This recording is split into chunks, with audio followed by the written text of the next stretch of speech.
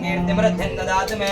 कृत्पिपासामलाञ्ज्येष्ठामलक्ष्मीर्नाशयाम्यहम् अभूतिमसमृद्धिं च सर्वान् निर्णुत मे गृहात् दुराधर्षान् नित्यपुष्पाञ्जलिश्रीम् ईश्वरीं सर्वभूतानां दामिहोपह्वये श्रियम्